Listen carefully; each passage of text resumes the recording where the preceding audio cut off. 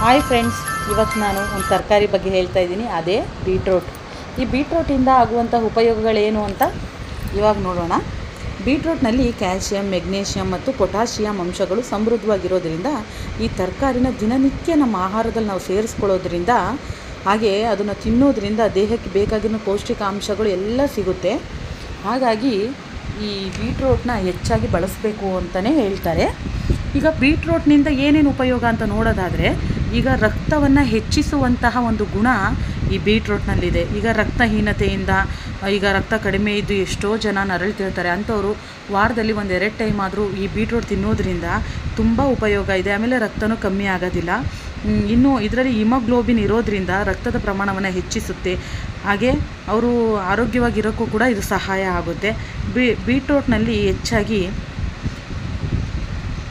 ಈ ಐರನ್ ಆಗಿರ್ಬೋದು, ಇಲ್ಲ ಫೋಲಿಕ್ ಆಮ್ಲ ಆಗಿರ್ಬೋದು, ಫೈಬರ್ ಆಗಿರ್ಬೋದು, ಪೊಟ್ಯಾಷಿಯಂ ಆಗಿರ್ಬೋದು, ಇದೆಲ್ಲ ಇರೋದ್ರಿಂದಾಗಿ ಈ ಬೀಟ್ರೋಟಲ್ಲಿ ಹಲವಾರು ಪೋಷಕಾಂಶಗಳನ್ನು ಇದು ಹೊಂದಿದೆ. ಹಾಗಾಗಿ ಈ ಒಂದು ತರಕಾರಿನ ನಾವು ಸೇವಿಸೋದ್ರಿಂದ ತುಂಬ ಉಪಯೋಗನೇ ಇದೆ ಅಂತಲೇ ಹೇಳ್ಬೋದು. ಹಾಗೆ ರಕ್ತದ ಒತ್ತಡವನ್ನು ಕಡಿಮೆ ಮಾಡುವಂತಹ ಗುಣ ಈ ಬೀಟ್ರೋಟ್ನಲ್ಲಿದೆ.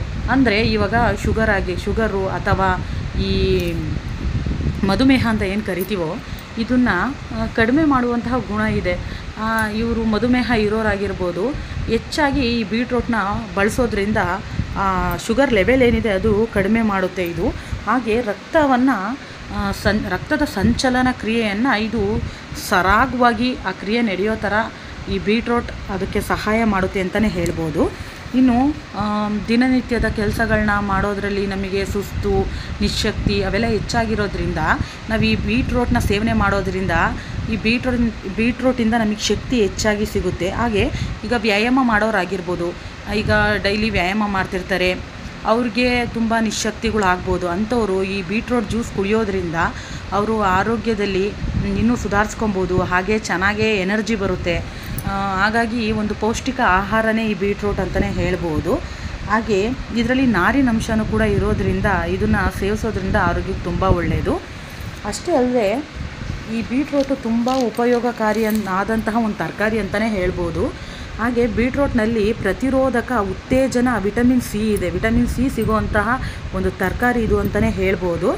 ಆಮೇಲೆ ಇದರಿಂದ ಮೂಳೆಗಳಾಗಿರ್ಬೋದು, ಕಿಡ್ನಿ ಆಗಿರ್ಬೋದು, ಅದರ ಆರೋಗ್ಯನ ಸರಿ ಮಾಡುವಂತಹ ಮತ್ತು ಅದು ಚೆನ್ನಾಗಿರೋ ಥರ ನೋಡ್ಕೊಳೋ ಅಂತಹ ವಿಟಮಿನ್ ಬಿ ಕೂಡ ಅಂಶ ಈ ಒಂದು ಬೀಟ್ರೋಟಲ್ಲಿ ನಾವು ನೋಡ್ಬೋದು. ಹಾಗೆ ಈಗ ಕೂದಲು ಉದುರೋ ಸಮಸ್ಯೆಗಳು ಹೆಚ್ಚಾಗಿರುತ್ತೆ, ಅಂಥವರು ಈ ಬೀಟ್ರೋಟ್ನ ಉಪಯೋಗಿಸೋದ್ರಿಂದ, ಆಮೇಲೆ ಇದ್ರ ಜ್ಯೂಸ್ ಕುಡಿಯೋದ್ರಿಂದ ತುಂಬ ಒಳ್ಳೆಯದು. ಈಗ ನಾನೊಂದು ಹೇಳೋದಾದರೆ, ಈಗ ಬೀಟ್ರೋಟ್ ಜ್ಯೂಸ್ಗೆ ಸ್ವಲ್ಪ ಶುಂಠಿ ಹಾಕಿ ಕುಡಿಯೋದ್ರಿಂದ ಕೂದಲು ಉದುರೋ ಸಮಸ್ಯೆ ಕೂಡ ಪರಿಹಾರ ಆಗುತ್ತೆ. ಹಾಗೆ ಬೊಜ್ಜಿನ ಸಮಸ್ಯೆ ಇರೋರು ಈ ಬೀಟ್ರೋಟ್ ಸೇವನೆಯಿಂದಾಗಿ ಒಂದು ಸ್ವಲ್ಪ ಬೊಜ್ಜನ್ನು ಕರಗಿಸ್ಕೋಬೋದು.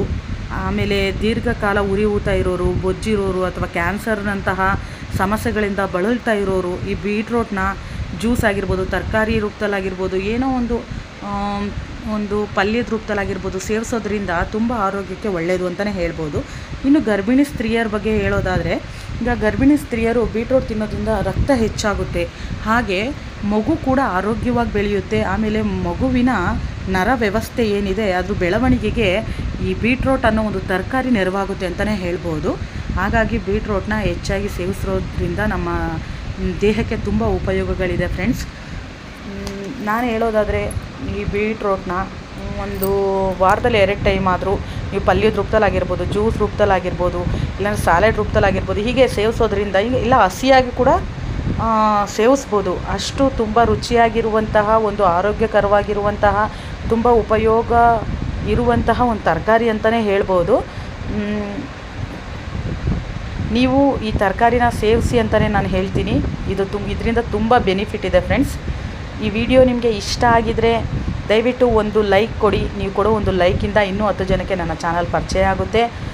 ಹಾಗೆ ಏನಾದರೂ ಹೇಳಬೇಕು ಅಂದರೆ ಕಮೆಂಟ್ ಮಾಡಿ. ಹಾಗೆ ನನ್ನ ಚಾನಲ್ನ ಸಬ್ಸ್ಕ್ರೈಬ್ ಮಾಡಿಕೊಡಿ, ಶೇರ್ ಮಾಡಿ. Thank you.